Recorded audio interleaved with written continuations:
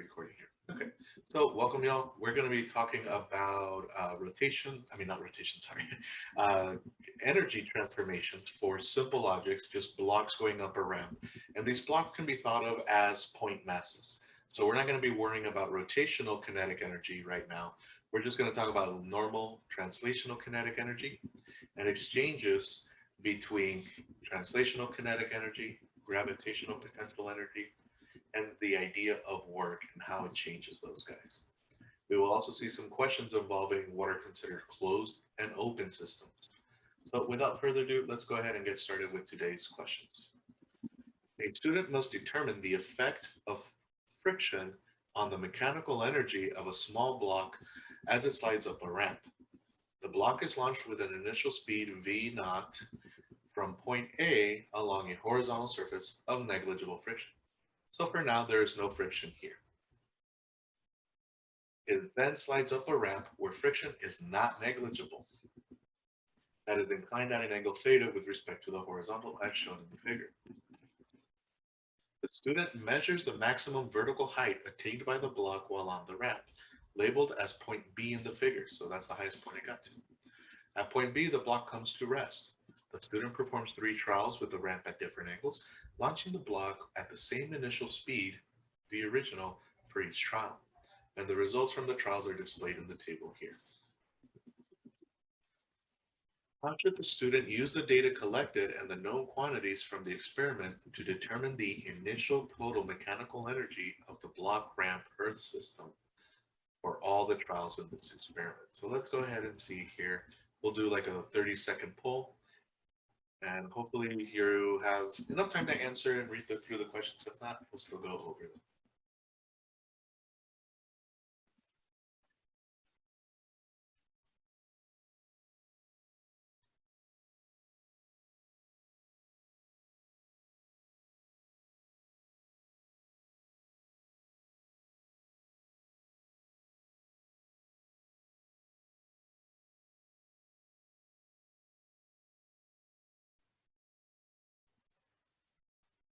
All right, we'll go ahead and call it here.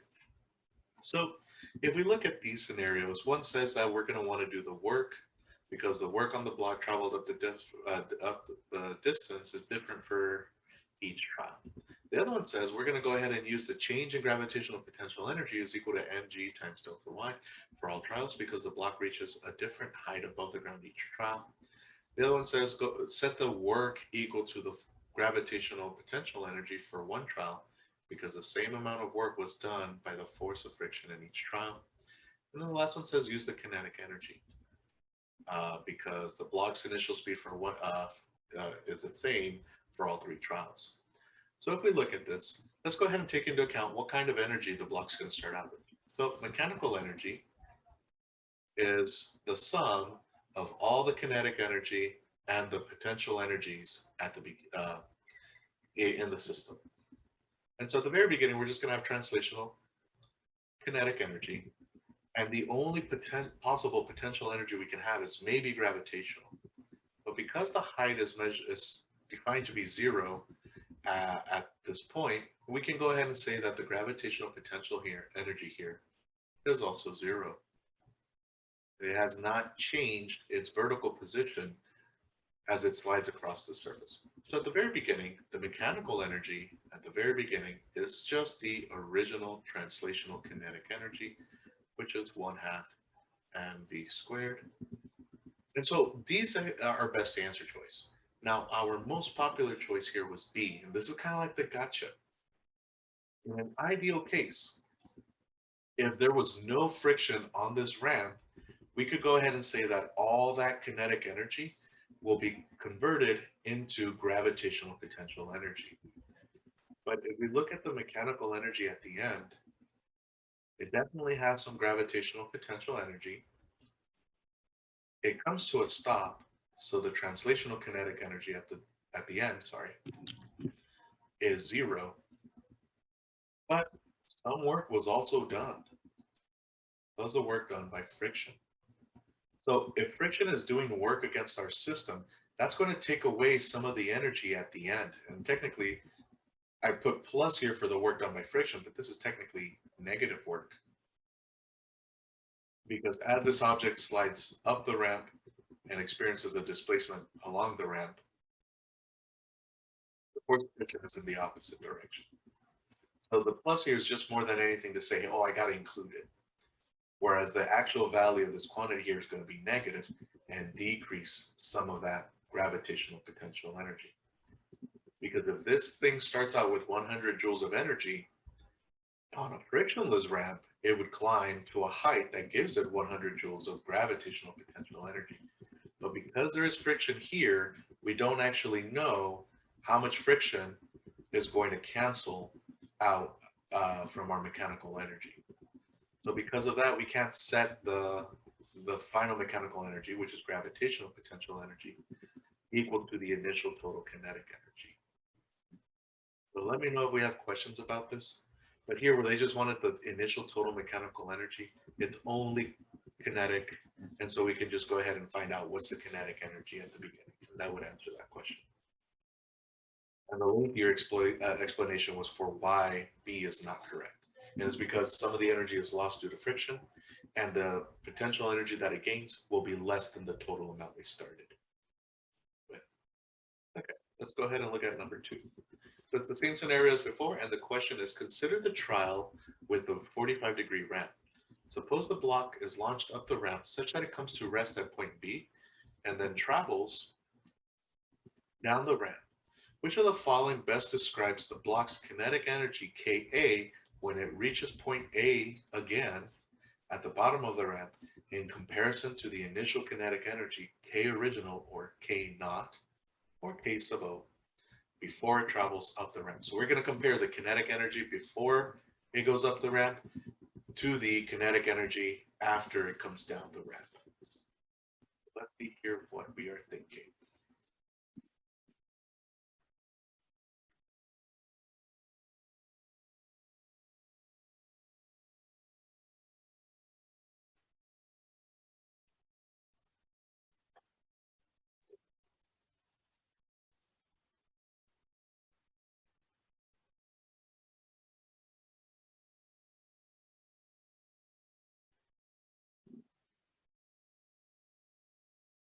All right, we'll go ahead and call it here in 3, 2, 1. Let's chat. Okay. So, which of these do we think is going to be the best answer choice? Well, most of us are thinking B, and some of us were thinking C. Now, if the block ramp Earth system were considered a closed system, then the energy would definitely be conserved. But there is a force here that is acting external to the system, and that is friction. So here, answer choice C would be true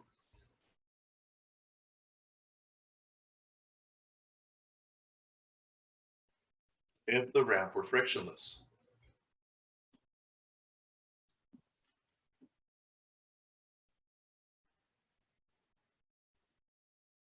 In reality, friction is going to be doing work against the system. So it's going to be taking away energy. It's going to be converted into heat and sound and other forms that we cannot account for easily. And so what we will find out is that it will be moving slower once it goes down the ramp. One way you can try doing this is, get a book, toss it up a binder, and then have it slide down the binder. And chances are it's not going to be moving as fast when it comes down. It might even stop somewhere along the ramp as we lose energy. Yeah, no worries. You didn't see it. And so that's the annoying thing about these College Board questions. I'm going to change this so that it contrasts, I think, a little better. Yeah, so they are so wordy sometimes that little details will slip you as you're reading. Let's go to number 3. So it's the same scenario before, and they say, consider the trial where the ramp is at 20 degrees with the horizontal. The surface of the ramp has been replaced with a surface in which frictional forces are now considered to be negligible. So there's no friction now. If the mass of the block is doubled and the initial speed is doubled, how could the student predict the new vertical position of the block at point B? I'm going to assume here that they missed a word. How could the student predict the new vertical position of the block at point B? Go ahead and hit you guys with another poll.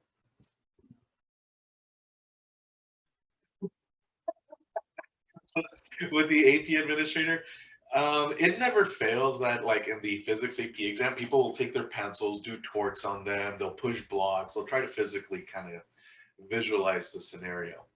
As long as you're not disruptive, they're not going to care. But if you're making sounds or your motions are too dramatic, they may tell you to pipe it down.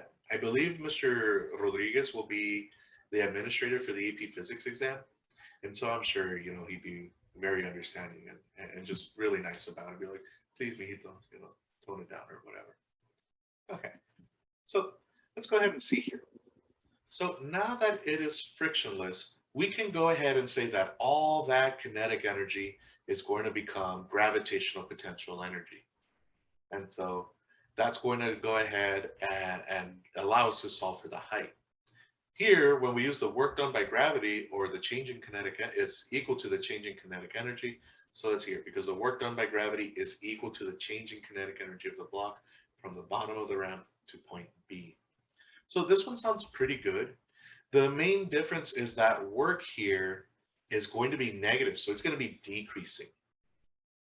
So as we go up in height, or delta y, the force due to gravity is down. And so here they're saying that it's equal to the changing kinetic energy. Technically, it would be like the negative work done by gravity is equal to the changing kinetic energy. But A is a pretty good answer choice. I could see where it's popular, but it's technically the work done by gravity is being converted negatively. And it's because we're moving against gravity. Let's go ahead and look at number 4 here. A block of mass m is on an inclined surface attached to a spring of negligible mass. And let me know again if any of these questions pop up. Yeah, my highlighter. The other end of the spring is attached to a wall, and there is negligible friction between the block and the inclined. Nice. The block is pulled to a position such that the spring is stretched from its equilibrium position. So we should be thinking, oh yeah, we stored energy into this system. The block is then released from rest. Which of the following systems can be classified as a closed system? So here's our first example of defining open and closed systems.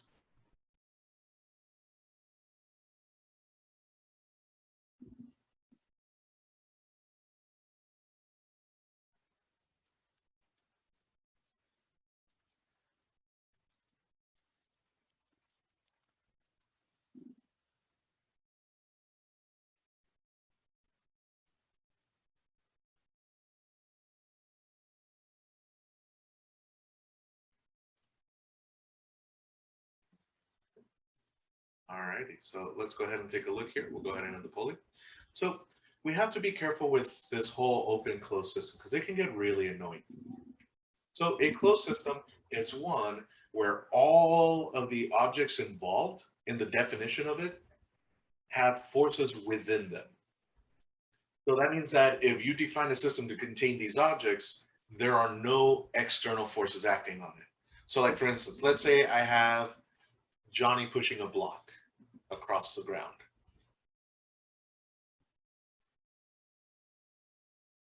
So if I define the system to be just the block, well, the block here is going to experience a net force from Johnny. It's going to experience a net force from the Earth in the form of gravitational potential, gravitational force, and the normal force. So in this case, this would be open. If my system was the block and the Earth, well, that's taking care of these two forces. These forces are provided by like the surface, the ramp, and the Earth. And so here I'll just go ahead and say, and the ground, just in case it's not specifically on the Earth itself, but like on some kind of track or whatever. This would still be considered an open system because Johnny is applying an external force to the block, Earth, ground system. But if I said block, Earth, resume share. Block, Earth, ground, and Johnny, then in this case, that would take care of all the objects interacting with each other, and all those forces would be internal. For instance, Johnny would be experiencing a force from the block by the contact. The earth would be feeling a gravitational force from the block, and the surface itself here, the ground, would also be feeling a contact force from from the block. So in this case, once we define everything that could exert a force on it, we go ahead and we say that that is a closed system. So here, our closed system, well, here's a thing acting, oops, here's a spring acting on the block. The spring exerts a force, so we should include that in our system. The earth exerts a force on it, so we should include the earth as part of our system. And this ramp here is creating a normal force. So we should also consider the ramp as part of our system. So in this case, it is going to be all three of these would make the system closed. Should we always include the earth in the system just to be safe? I always feel hesitant saying always. Only the Sith deal in absolutes, as they say. No, but if there is a gravitational force involved, then include the earth to be considered a closed system. Because if there is no gravitational force, let's say I have two electrons in the middle, well, not even, let's say I have two pieces of light, or a piece of light and an electron in the middle of space away from everything. In that case, there's nothing there to exert a gravitational force. So the system would not include like a planet or anything giving it gravity. But I really doubt they're going to ask you something like that. That's more of a physics 2 question. But if there is a force due to gravity, aka weight, or if there is, if there is gravitational potential energy, which needs weight, then you should definitely include the earth to consider it a closed system.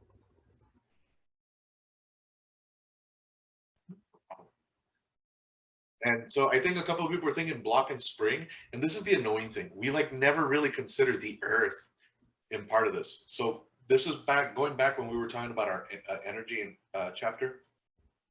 I said, really important, guys, an object by itself does not have gravitational potential energy. An object with the earth has gravitational potential energy because they create a gravitational force between them. So it's a really big technicality, and it's really annoying to keep track of that. But yeah, definitely if there's weight or changes in gravitational potential energy, you want to include the earth. All right, here's another one. The total mechanical energy of a system as a function of time is shown in the graph. Which of the following statements is true regarding the system?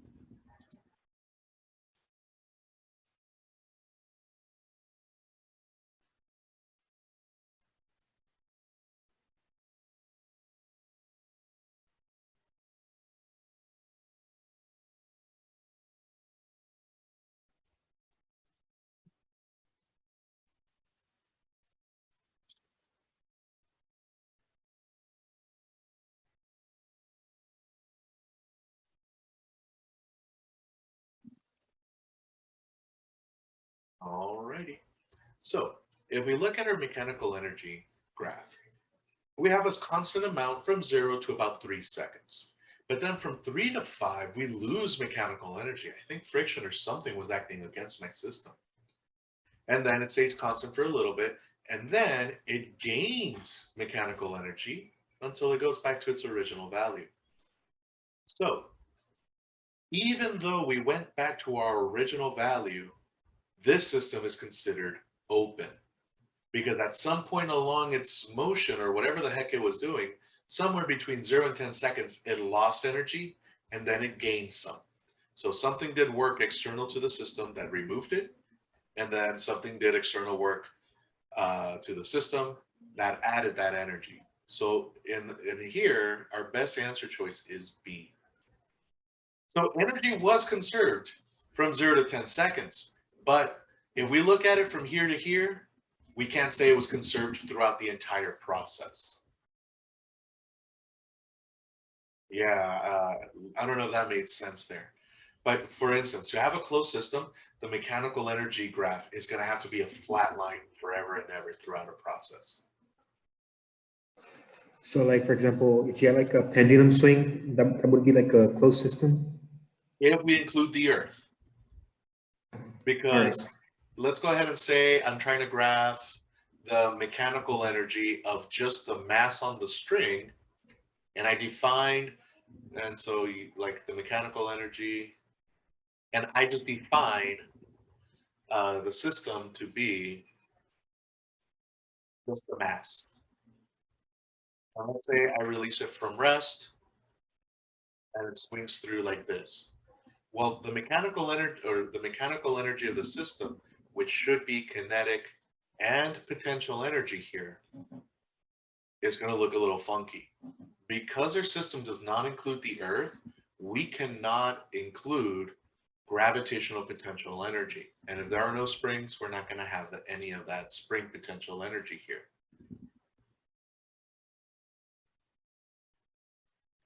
So as this guy swings down, it gains velocity, and it's going to gain kinetic energy. So if I'm plotting out the mechanical energy of just the mass, the kinetic energy is going to be increasing. And so the mechanical energy is going to increase until it reaches a certain value. And that would be like, if we plotted it versus time, this would be 1/4 of the period, where 1/2 of the period, if we remember harmonic motion, is like, oh no, harmonic motion, is going to be over here. And then once it reaches this halfway point, it's going to be losing kinetic energy until it stops. And so it's going to look something like this. So this would be T over 4. This would be T over 2.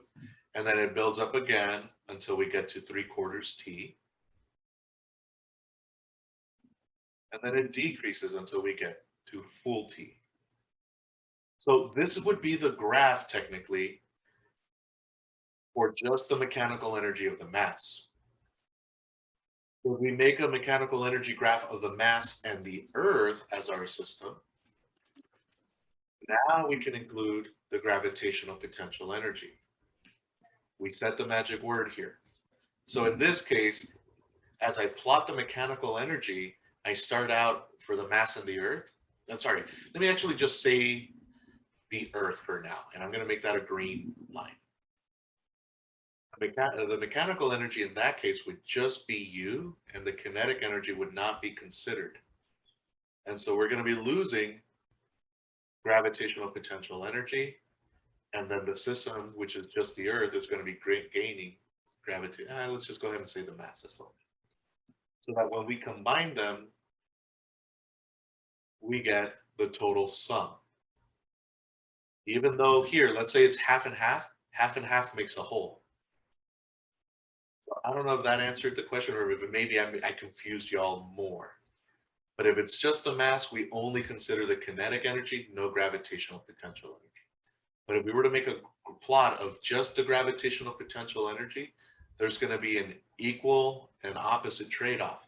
As we gain one, if I gain 5 joules of kinetic energy for a closed system, that will have needed to have lost 5 joules of potential energy.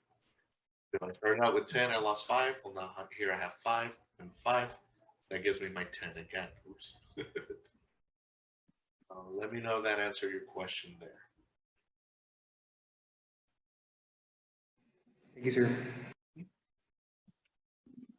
Don't worry, they're going to ask more of these open and closed systems. So hopefully we'll kind of get a better understanding of it. Let me just here put just the mass in red. This is confusing. Yeah, no, the mass and the Earth are already green. And then in red, I'll put UG of the mass, Earth.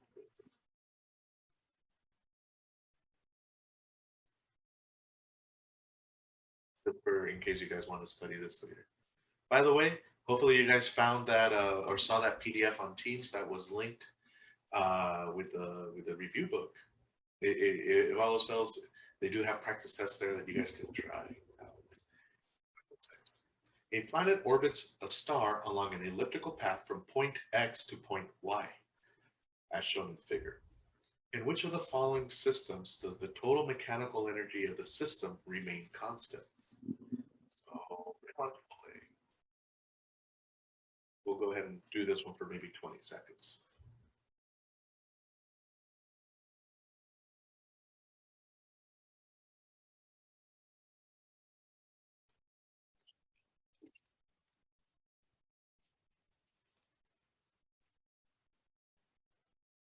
I'm going to need to make a note here.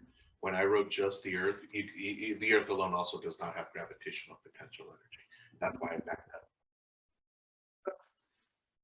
So as this planet moves closer and closer to the star, it is falling essentially. So it is going to be, if we consider the star and the planet, or just the planet by itself, the planet would be gaining kinetic energy. But if we consider the planet and the star, that gain in kinetic energy will be offset by the loss of gravitational potential energy between the planet and the star. So here, our system, for it to be closed, is going to have to be both the star and the planet. Very good. Let's go to the next one. 7. A 5-kilogram object near Earth's surface is released from rest such that it falls a distance of 10 meters. After the object falls 10 meters, it has a speed of 12 meters per second. Which of the following correctly identifies whether the object Earth system is open or closed and describes the net force? I'm going to give us maybe about 40 seconds. This one will probably require some math.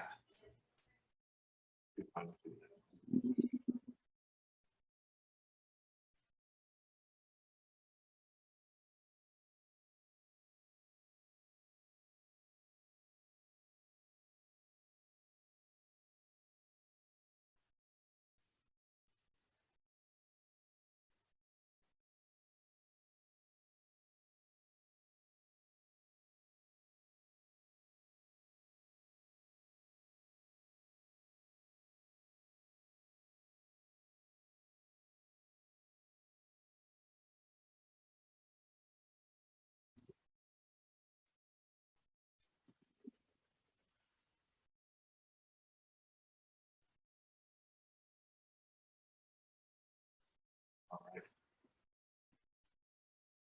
So there is that equation, gravitational potential energy is equal to big G M1 M2 over R. Yes, but you don't need to use that one because here it's released near Earth's surface, which tells us that the acceleration due to gravity is considered to be constant. We can use G as equal to 10 meters per second squared. Okay, so in the circular motion chapter for orbits, you're going to find an equation. Oops. That gives us the gravitational potential energy is given by negative big G mass of one object times the mass of the other object all over R, no square. You only do this for things that are experiencing significant changes in their distance because that's going to change the acceleration due to gravity. So here we don't have to worry about that.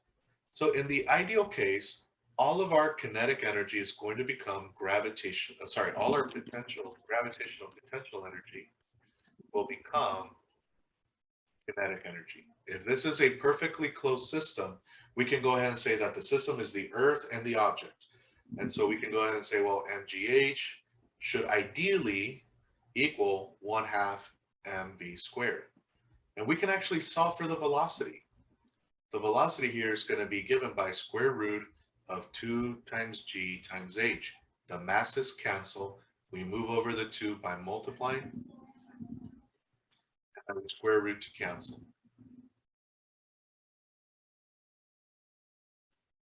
And so if we do this, the ideal velocity would be given by 2 times 10 times 10, which is approximately equal to the square root of 200. It's exactly equal to square root of 200. And square root of 200 is going to be approximately 14.14 meters per second. So if there is no air resistance, if this object drops 10 meters, it should have a speed of 14 meters per second. But if we look, it has 12. It is going slower than the ideal velocity. And what I mean by ideal means no air resistance, no pushes or pulls.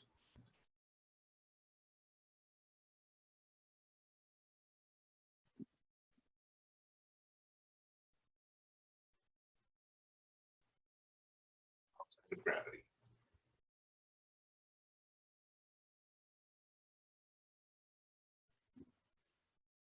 So the system is going to be open and there's going to be an external force on the system that changes the acceleration from 10 or 9.8 to some other number. The acceleration is not equal to that of g. Slightly less than.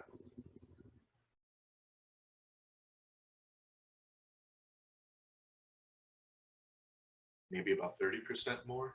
I mean, sorry, 30% less. No, that's not good. Okay, a toy car has an initial acceleration of 2 meters per second squared across a horizontal surface after it is released from rest. After the car travels for a time t equal 5 seconds, the speed of the car is 25 meters per second. Is the system consisting of only the car an open or closed system, and why?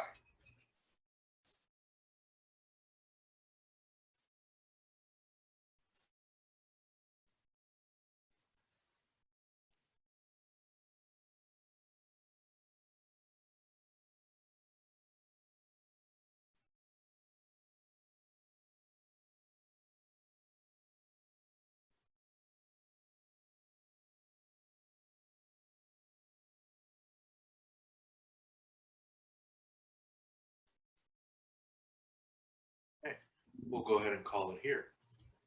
So if the acceleration remained 2 meters per second after 5 seconds, and it is released from rest, so we know the original velocity is 0.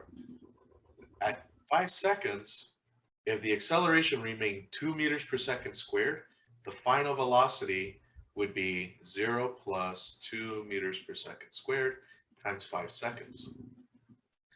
So if the net force never changed, then this object should be going with moving with a speed of 10 meters per second.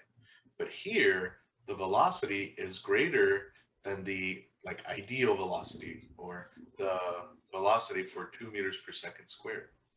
So the system is going to be open. We let this object go, but somewhere along those 5 seconds, there was an external force that added to that acceleration. So it's going to be an open system, and that's because the acceleration, and we can't say that it is not constant. Here they just mean the number, but it changed from 2 to some other number. And so I kind of think that they're throwing you guys off with A or B with the wording, but B is the better answer here because an external force is applied to the car that causes it to accelerate. Let me know if we have questions over that. We'll go ahead and move on to the next one though. Let's try zooming in on this one. So we have some top view of a figure and we have attention. A student performs an experiment in which a ball travels a perfect circle. The ball is attached to a string and travels in a horizontal circular path as shown in the figure. At time t equals 0, the ball has a velocity v0. During the time interval of 0 to 2 seconds, the force of tension in the string is recorded and graphed as shown in figure 2. Is the system consisting of the ball, string, and student an open or closed system? So here are our answer choices.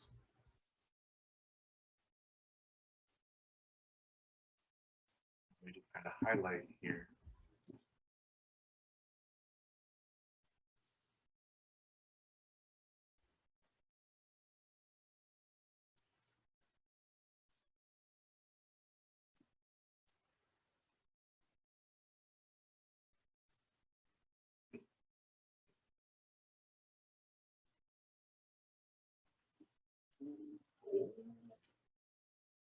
All righty, we'll go ahead and call it here.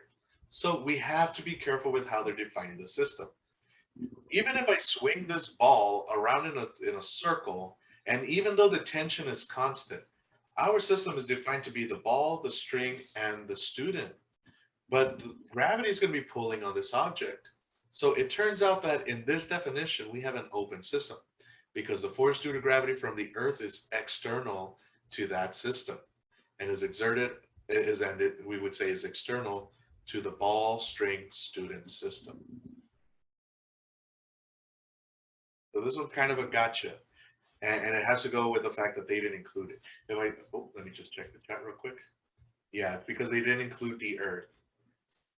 And so really important, even if I swung this really fast. So like, let's say I swing this in a horizontal circle. Well, that's rather dirty.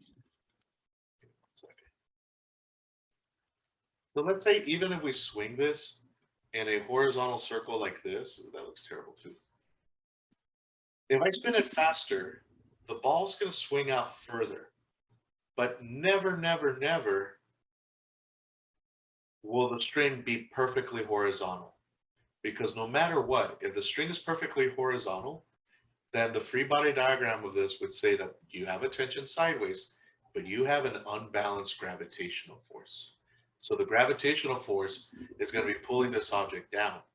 So at the very best, you can have a tension that is ever so slightly vertical because you need that vertical component of the tension to offset the gravitational force on the ball. So even though they tell us that it's swung in a horizontal path, that's the shape of the path, but the string is still at an angle and there's still some gravitational force pulling this bad boy down.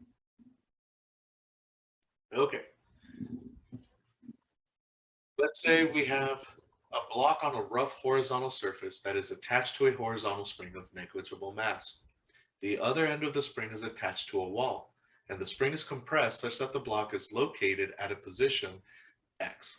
When the block spring system is released, the block travels to the right through position Y and travels to the right through position Z. Through position Y and continues to travel to the right through position Z. Free body diagrams for the block at positions X, Y, and Z are shown in the figure. At which position does the block have the greatest kinetic energy?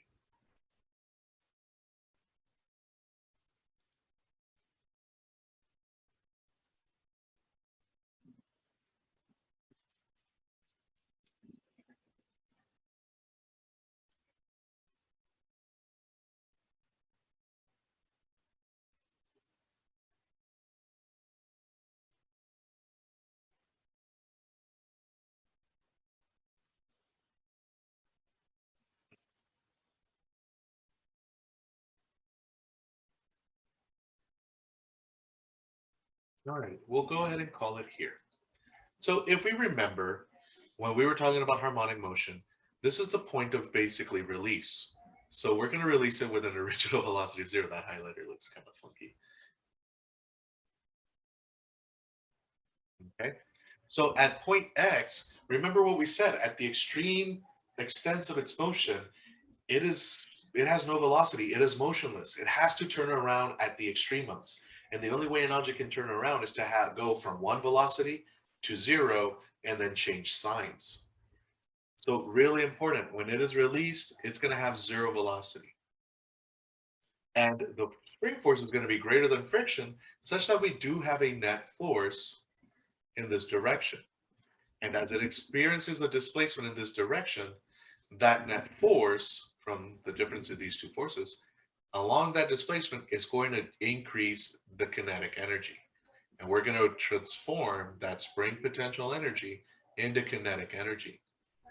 And we said that when it is at the equilibrium point, it's going the fastest. Now, they did not tell us that Y is the equilibrium point. But if you look here, the lengths of these arrows are the same. At this point, the force of friction equals the force of spring in magnitude. And these vertical bars just mean magnitude, just the number. The direction would be the negative. So here, the net force, when we subtract these two because of the opposite directions, is 0. We were accelerating, we were accelerating, we were accelerating.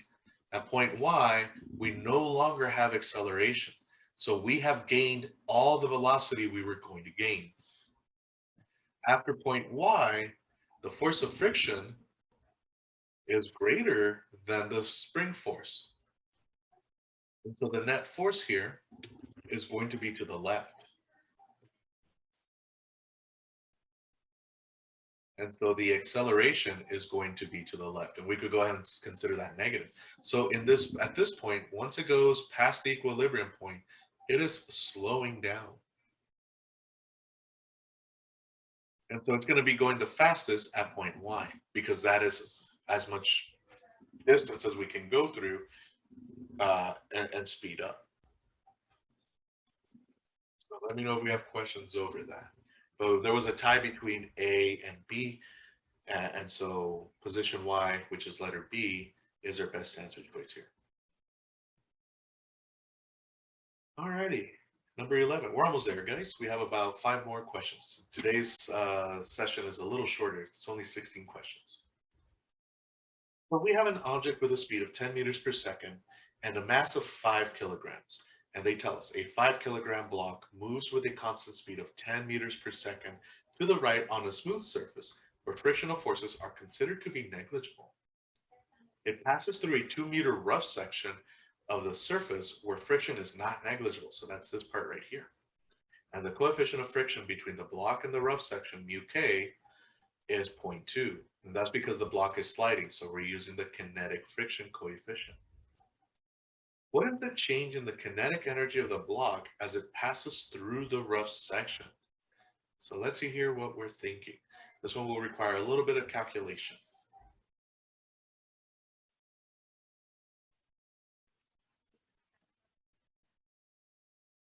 Come on, dude.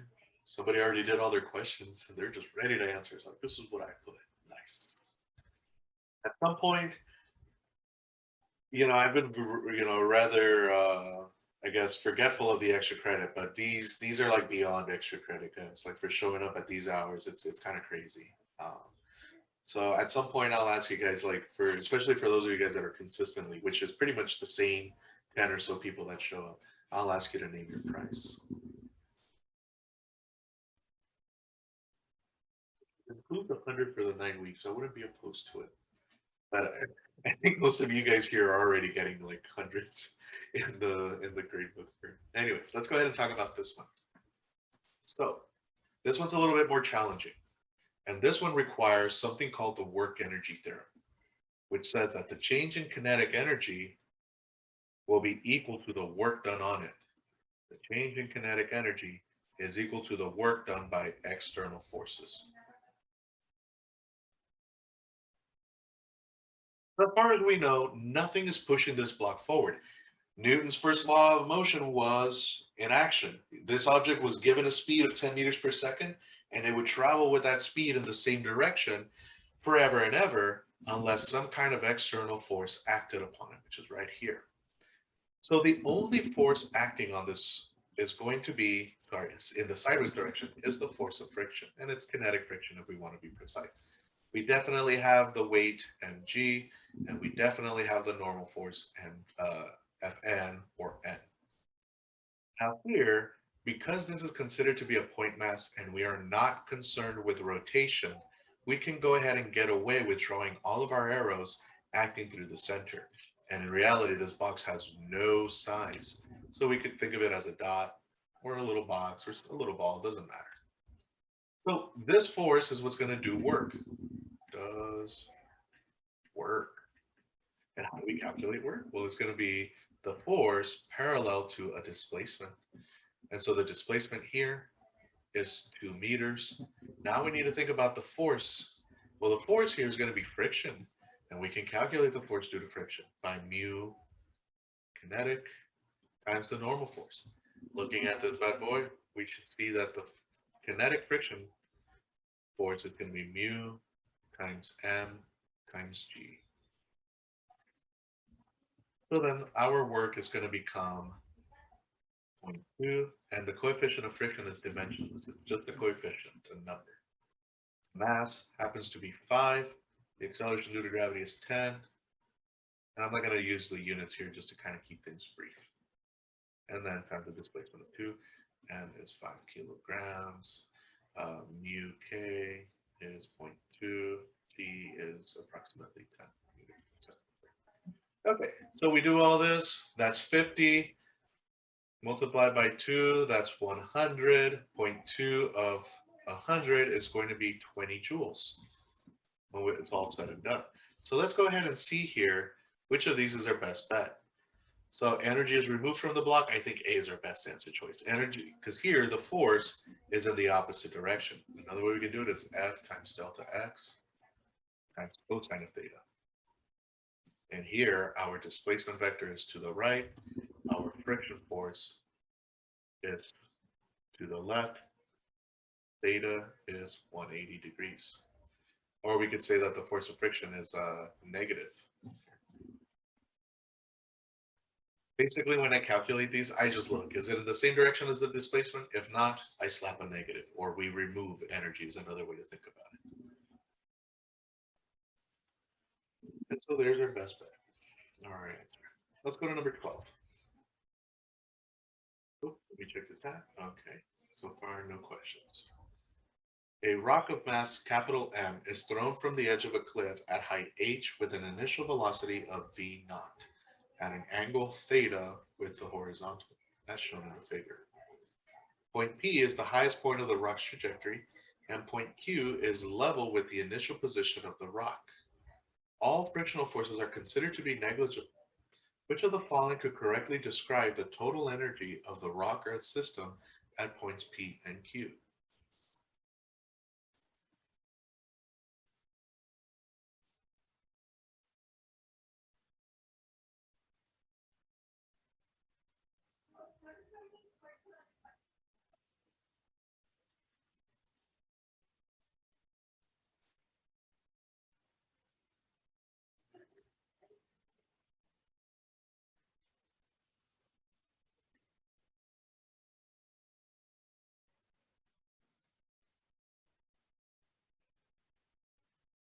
Alrighty, it's neck and neck.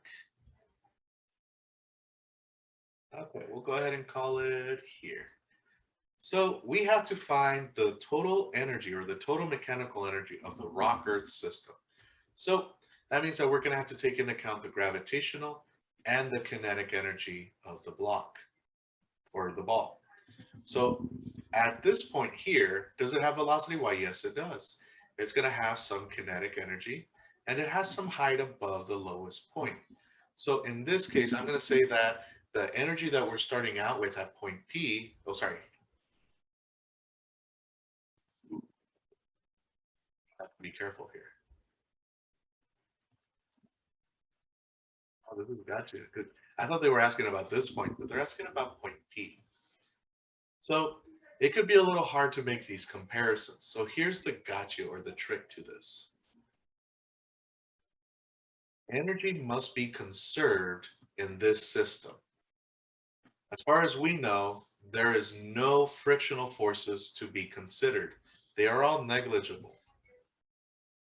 So there's nothing else propelling this rock upward. It just had velocity at an angle upward. And gravity is pulling it down. But gravity is part of our system. So it's internal. And the rock itself, it has kinetic energy, but it's going to be internal to that system as well. So the only true answer here is going to be one where these two statements are the same. And so C is our best answer choice. And that's because if we compare these quantities are going to add up to the same number. These do not.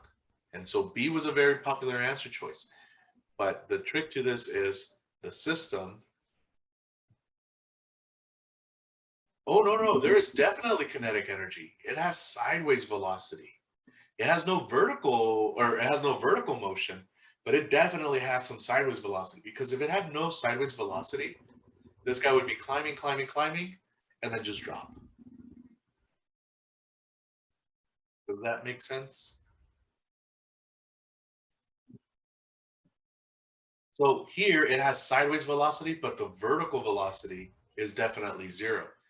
Now, when we go ahead and look at V is technically like our velocity in the X, comma, our velocity in the Y. So when we do this, let's just say I have some velocity vector.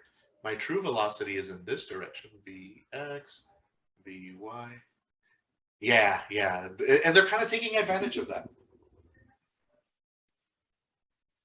Okay. they're taking advantage that we've been kind of taught that the velocity for an object at its peak is at a minimum.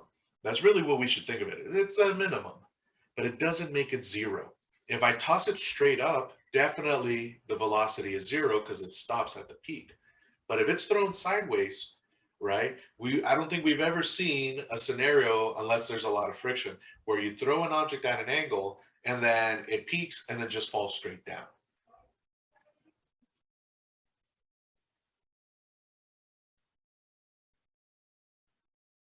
So if we wanted to get the magnitude of this 2D velocity, it would be Vx squared plus Vy squared. Here are my components, basically the Pythagorean theorem. So when I do kinetic energy is going to be 1/2 mv squared, which is going to be 1/2 m Vx squared plus Vy squared. And even though the y velocity is 0, there is still kinetic energy there because of the sideways motion. So very good questions. Yeah. And I think it's probably either because of the way I taught vertical motion, and then we kind of just transition and rush through projectile motion. But just the vertical component goes to 0 at the peak. All righty, let's go to 13. We're almost in the home stretch.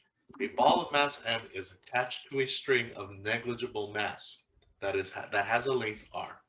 The ball moves clockwise in a vertical circle as shown above. Which of the following is true about the ball spring earth system as the ball moves from point 1 to point 2? Yeah, they definitely not only do they take advantage of Miguel's assumptions, I don't even want to say that. I think they take advantage of simplistic teaching. And a lot of times we kind of like simplify things too much, and then they're gonna be like, oh yeah, well they were taught it this way, so let's really, sweat them out and make them really think about it the true way or whatever. I like how my biggest nitpick lately has been, you all are taught friction opposes motion, but it's not the case. It opposes the sliding of surfaces. And the whole reason why things roll or we get to walk around or gain motion by running is because of friction.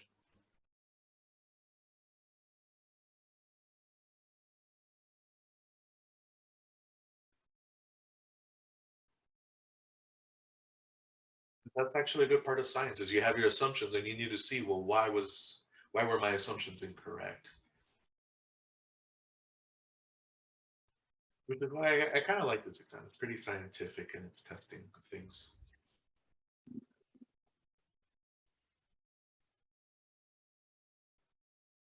Alrighty, I'll go ahead and call it here as soon as we have like a fifth answer. Yeah, okay. So how do we think about this one? Well, this is going to be our lowest point in the path. So unless we're told otherwise, we can go ahead and assume that UG is equal to 0 here. And this is our highest point where H is 2R. So this object is going to drop mg2r's worth of potential energy, UG, go down here.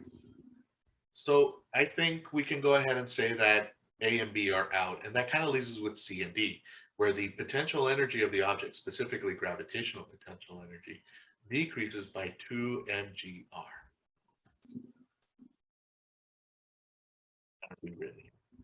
So then what about the tension? Which of these is going to be it? Because one says the tension in the string E increases by 2 mg, and the other one increases by more than 2 mg. So let's go ahead and see here. We can go ahead and use energy conservation to kind of start figuring this out. All of our mg2r worth of potential energy is going to become kinetic energy, 1/2 mv squared. We can go ahead and move some things over. And I'm actually going to get kind of cheeky with this. I'm just going to move the 1/2, and you're going to see why I moved the 1/2. This is kind of like a hack, if you will. So I move the 1/2, and we get 2 times 2 mgr equals mv squared. And so this quantity becomes 4 mgr is equal to mv squared. Now, if we notice, we're moving around in a circle. And if we draw a free body diagram here, we have our tension and we have the force due to gravity. So the moment that they mentioned this tension in the string, we should be thinking, well, let's consider a free body diagram and do Newton's second law. The net force equals m times a. And we're moving around in a circle. So our acceleration is more specifically the centripetal acceleration given by v squared over r. Now, because we move around in a circle and we want to simplify the mathematics, we define towards the center to be the positive direction, which in this case coincides with pointing up. So we get the tension minus mg equals mv squared over r. And this is why I didn't solve for the velocity, because at the very end, we can go ahead and take mv squared and substitute it in right here. Our expression is going to become T minus mg equals 4 mg r over r. And that's going to cancel the radius variable. And what we find out is that if I let this bad boy basically swing freely, the tension is now going to become 4 mg plus mg. And I kind of took a shortcut and just moved this bad boy over through addition.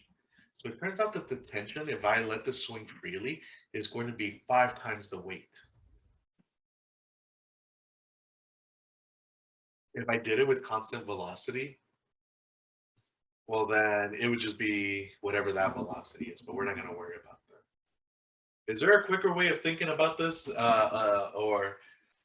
So this is probably the most math you'll have to do, I think, in a multiple choice question. I think this one is really stretching how fast you can go on a multiple choice, because they're only allowed 1.8 minutes, and even if I knew exactly what I'm doing, I probably would take a little bit longer than that cranking all this out. So what's the fast way? So in class, we did an example where the velocity was constant. And we said that if I moved around with a constant velocity, the tension happened to be 3 mg when I move around in a circle at constant velocity. So here we should kind of already know, based off of that example, and really I should do this problem as a question in class. I think I'll do that next year. But just kind of thinking about it is, unless the centripetal force happens to be mg, then the tension will always be greater than that. Because if the centripetal force is equal to mg, well then T minus mg equals mg. And that would give us a tension of 2 mg. So unless this thing is freely moving through space, like, so for instance, when we did the skater problem on the ramp and they lost contact with the surface at the very top, or when we did the car going over the hill and they went fast enough, those examples were where the centripetal force was equal to the weight. And so this is kind of like never going to happen, because if the centripetal force is equal to the weight, then the tension may as well not be there at the top. So outside of that kind of reasoning and recalling like other random problems we did in class, I don't see another way to think about it other than I know for a fact that if this thing happened to move with constant velocity and did not speed up, the tension would be 3 times the weight. And because it's speeding up, it should be greater than 3 times the weight. And in either case, those are all greater than twice the weight. So yeah, sorry. This one, I think this one's kind of like time consuming. And there may be one or two like this, but that's where you want to find other ones that are quicker to solve. Kind of like this one here, like a question like number 6. So like, for instance, if I were y'all, when I'm taking that test, if you're doing it physically, because if you're doing it virtually, this strategy fails you. But if you're doing it physically, jump around and see where you can pick up the time by doing the easy questions first. Then go back and do the ones that you're taking more time with. What will happen after the AP exam? We'll cross that bridge when we get to it. I'm not sure, actually. I'm kind of debating. Oh, sorry, we got Daft Punk in the chat. Oh, sorry. You're a little digitized there. And I'm trying to like withhold names just for YouTube or whatever. But let me know if there's a question in the chat. or if you can get your microphone working. Some people kind of want to like continue with the lessons. I think a lot of people are burnt out. So I don't know. Let me know what you guys want. Can we do circuits after? We could do circuits. Yeah, like we won't get to waves, circuits. Is our exam after APs? So this is, oh, remind me to talk in one of our review sessions, like the last one before the AP exam. Remind me about that question and I will have a better answer for you there. And I think you know why I'm like withholding that. So what amount of time do you recommend us to spend on a problem before we move on? So a lot of questions won't be math problems, thankfully. So you should hopefully be able to answer them relatively quickly. But I'm going to say about 1.8 minutes. So about, let's see here, what's 0.8 of 6? About 45. So a minute 45 seconds-ish. Date is 48. Okay. So yeah, a minute and 48 seconds or so. Would you need prior knowledge of waves and circuits for physics 2? Nah. This year the students didn't get, or in physics 2 didn't have the waves topic down. So I just taught it to them this year. And circuits, kind of the same thing. I'm kind of hoping that in DE you guys got to work with some of the main ideas. But if not, I do teach them again. I was a little rushed this year, so I don't feel like I got to talk about circuits as much as I would have liked. Let's go ahead and look at number 14, but keep posting questions in the chat. A small block of mass 0.1 kilograms is released from rest at 0.1 at a height of 1.8 meters. That's kind of terrible wording on their part, I think. They could have called it A. Above the 1.8 meters above the bottom of a track as shown in the diagram. It slides down the track and around the inside of a loop of radius 0.6 meters. The speed of the block at the speed of the block is 2.5 meters per second at 0.3. Which of the following claims about the situation is correct?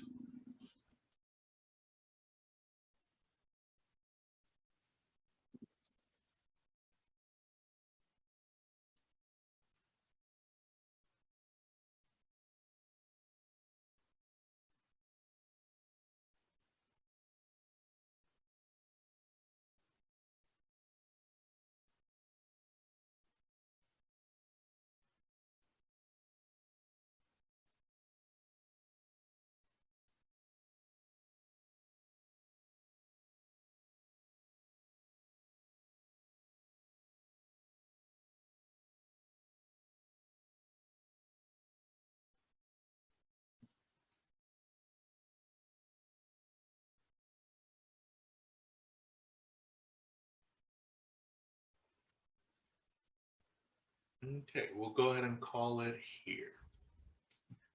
So in this case, we have information about 0.3 and 0.1. So let's go ahead and calculate some things.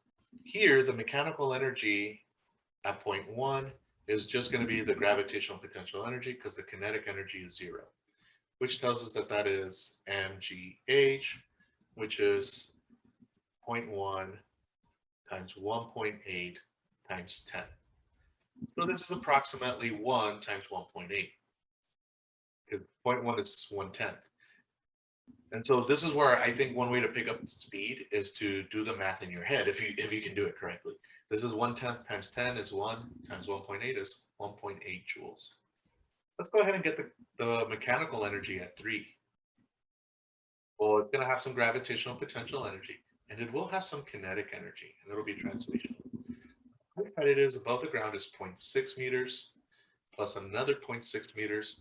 So the height at 3 is 1.2 meters. It's still the same mass and the same gravitational acceleration. So this guy here, the potential energy of this is going to be 0.1 times 10 times the height, 1.2. And then the kinetic energy is going to be 1/2 the mass, which is 0.1, times the velocity, which I think they tell us is 2.5 meters per second. So here we get 1.2 joules. And then over here, 25 squared is like 625. So 6.25 times 1. Yeah, I'm not going to be able to do that in my head. So let me get my calculator. Oh, and we got to square this monster. So yeah, I didn't write the square there, but we got to square it. Let me just pull up my phone for the calculator real quick. And so this becomes 2.5. We square that monster. 0.1, we multiply that, and then we cut it in half, and that comes out to 0.3125 joules. Man, I could have really cut that in half. I hesitated. And so this becomes about 1.5 joules. So it looks to me like we have less energy than before. So the mechanical energy of the system at 0.3 is less than the mechanical energy. So you don't have to maybe read through these right away. Sometimes it helps, but just doing the work with the numbers so that you can go ahead and have something to compare things through, it helps us out here. So because we lost energy, we cannot say D is the correct answer. We cannot say that the gravitational potential energy at 0.1 is all of the mechanical energy at 0.2, because if there's friction and we start out with 1.8 joules, maybe at this point we have maybe 1.6 joules or something. Let me just check that real quick.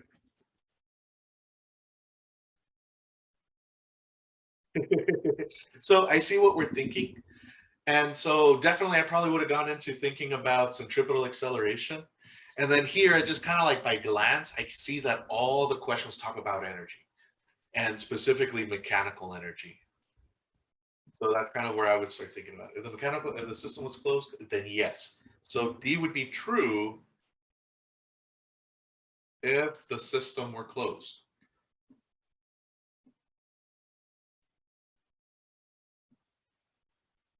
And what would be required to make it closed? So it would be the block, loop, or track Earth system. This would be the closed system in this scenario. Of course, there would have to be no friction, but because they gave us numbers, we could compare some things. Yeah, so then we actually have to solve it here to see if it was actually open or closed.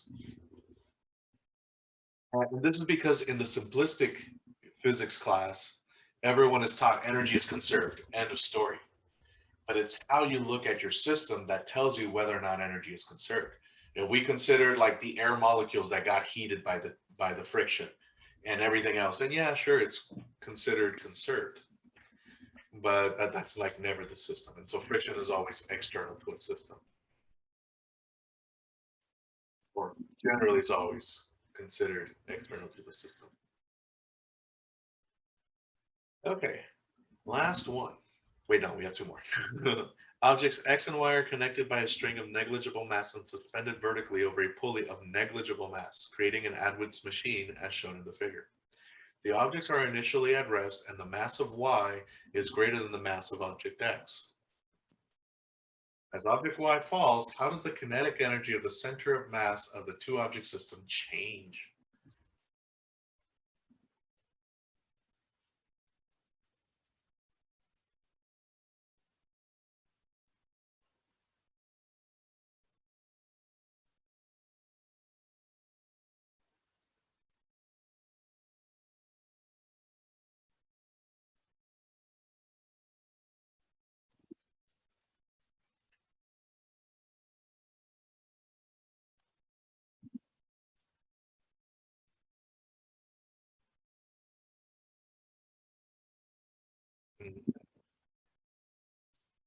So automatically we should be thinking, you didn't say the magic word. To quote Jurassic Park. This is not including the Earth. So the system is considered to be open. And the external force in the system is the gravitational force. So if we look at this, the force due to gravity, there is a net gravitational force because object Y is heavier downward. We definitely have a gravitational force in the opposite, like pulling the other object. But here, the force due to gravity is down. And this, the force due to gravity of Y is going to be greater than the force due to gravity of object X. So our net force is going to be the difference between these two forces in the downward direction. And if we look at the displacement is downward. So what this tells us is that we have a net force downward and a displacement downwards. This is going to create positive work when force, it's thinking that looks more like a box. But the force, or I'm just going to say when the net force, oh my God, it's so dirty, is in the same direction as the displacement,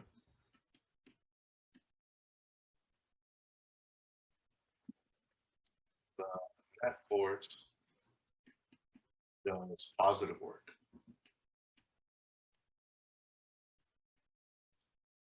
So here we cannot say that the kinetic energy is coming from a loss in gravitational potential energy. As a matter of fact, none of these statements say that. They all say it in the form of work because the gravitational force is external to the defined system. And so then here, that kind of leaves us with two answer choices. Does the kinetic energy decrease or does it increase? Well, it's starting from rest. So it has no kinetic energy.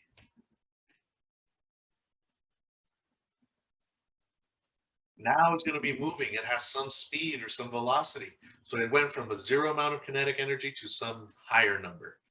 And so it will gain kinetic energy. Quick way to do this one. I recognize, okay, so the Earth is not part of this. So we got to consider the work done by gravity. Gravity acts down, the displacement is down, that's positive work. And then it starts from rest and gains speed. So the kinetic energy increases. Yeah. It's kind of like a quick one. Let's go ahead and look at number 16.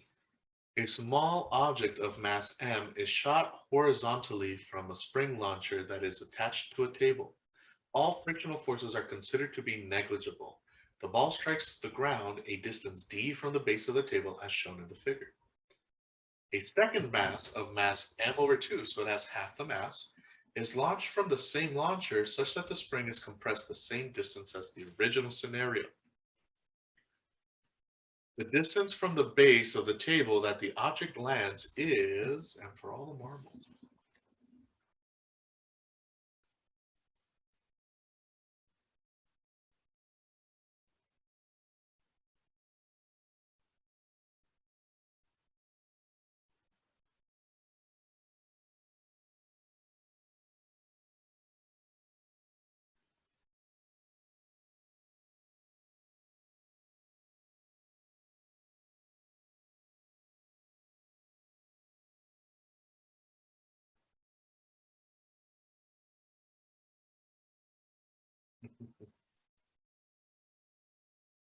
no college board.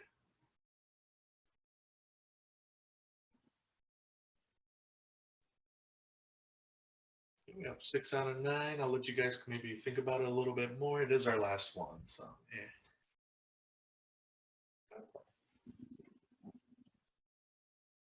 So the College Board is taking advantage of what you've been taught. You've been taught that the mass of the object does not affect the time it takes it to fall. That's what Galileo's thought and ramp experiments showed. The mass does not affect the time it takes it to fall. So a lot of people are thinking, well, it's going to be D. It's going to be the same scenario. The thing is, if I put a smaller mass here, by the time this is done converting all that spring potential energy into kinetic energy, the smaller mass will be going faster. One way we can think about it, it's the same force in the spring because it's compressed the same distance. But we've replaced the ball with a lighter one. So that force is going to create a larger acceleration, giving it a greater speed. If we do energy conservation, we get 1/2 k times delta x equals 1/2 mv squared right before it goes over the edge, just sideways velocity. So we can get the velocity in the x direction at the beginning. Now, if this goes down by 2, the original squared is going to go up by 2, which means that the velocity is going to go up by square root of 2, which is about 1.4. So it turns out it's going to go greater than D, and it's going to be slightly less than D. It's going to go 1 square root of 2D is actually the how far it's going to go. And it's because it's a lighter mass. Let me know if we have questions over that one, because the time it takes it to fall doesn't change, but it is going to come out faster. And it's not going to be going twice as fast. Second ball comes out faster.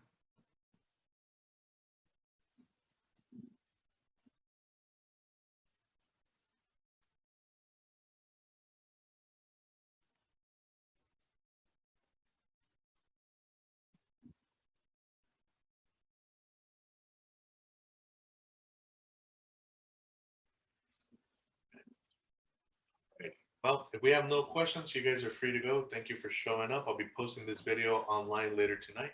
Oh, could I repeat why it's not equal to D? Oh, because this smaller ball, like let's say I launched this from the spring contraction there. It's going to be going faster. The second ball is going to come out faster because it has less mass.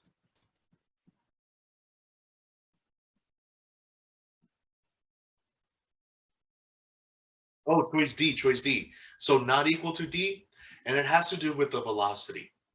So the time to fall is going to be the same. So really the distance we cover sideways just depends on the velocity in the X direction. So here we can go ahead and say that my original velocity as I launch it off the edge is going to be given by square root of K times delta X over M. All I did is I solved for this guy by moving over the 1/2 and dividing by the mass and taking a square root at the very end. So if we look at this, the velocity is inversely proportional to the mass. If M goes down by 1/2 or goes down by a factor of 2, which is the same as 1/2, V goes up by 1/2 square rooted, which tells us that it's going to go up by square root of 2. But not exactly 2. And so that's why it's not going to go twice the distance. It's going to be going 1.4 times faster. And so for the same amount of time that it takes it to fall, it will go 1.4 times as far. Makes sense? No problem. All righty. Any other questions? Don't be strangers. Outside of that, you guys are free to go. Can you scroll back to question 8 really quick? Out here. Okay. I see, thank you. Okay, so you just wrote the acceleration because it already gives an initial acceleration, but you didn't just plug that in. You had to like, did you leave like a variable for the final acceleration or? No, what I kind of did here is I said, okay, let's say the acceleration remained 2. How fast would it be going after those 5 seconds?